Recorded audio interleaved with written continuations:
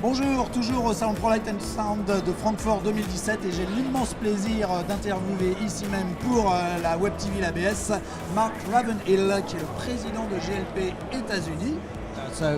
Alors donc apparemment vous êtes très fier de votre nouveau bébé. Qu'est-ce que c'est exactement? C'est un stroboscope? C'est un wall washer cooler? C'est un effet tournant? Qu'est-ce que c'est? Eh bien en fait, il y a plein de fonctions dedans.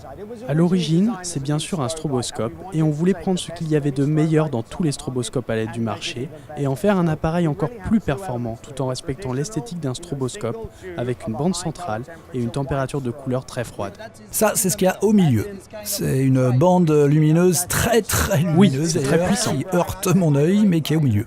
Oui, c'est vraiment très puissant. Donc nous avons le contrôle de toute la bande, aussi bien en intensité globale mais aussi en défilement. C'est-à-dire des chasers de défilement sur toutes les sections de la bande centrale, qui est donc celle du stroboscope. Combien de segments peut-on piloter indépendamment dans la section strobe?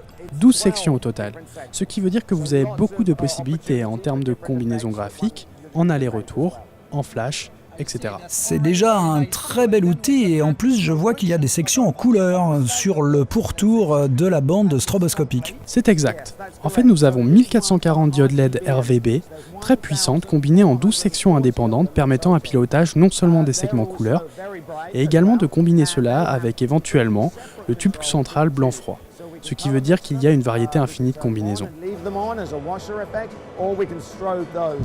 Complètement indépendamment. Totalement indépendamment. Ce qui veut dire que nous avons 2 couches d'effets complètement pilotables à part. Ce qui veut dire que quand ce n'est pas un stroboscope, ça peut aussi être du coup un wall washer couleur standard, aussi bien pour des phases, des ambiances que pour du cyclo ou autre. Absolument. On peut le déclencher et donc s'en servir comme un wall washer tout à fait classique, sans aucune baisse de luminosité, aucun directing, ça continue à tourner non-stop. Et j'ai vu qu'il y a plusieurs sections également, donc ça peut se piloter complètement indépendamment. Tout à fait. De la même façon qu'on le faisait tout à l'heure sur le tube central stroboscopique, on a également 12 segments sur la section couleur. Ce qui veut dire qu'en plus, on peut très bien combiner des chasers sur les 12 sections couleurs et aussi sur le tube central, ce qui fait un ensemble de combinaisons tout à fait inédit. Mais il peut aussi bouger. Exactement, et ça c'est vraiment la cerise sur le McDo. Je ne pense pas qu'il n'y ait jamais eu auparavant un stroboscope qui bouge. Ça donne des possibilités de mouvement et d'arrivée dans le champ de vision absolument incroyables et tout à fait novatrices.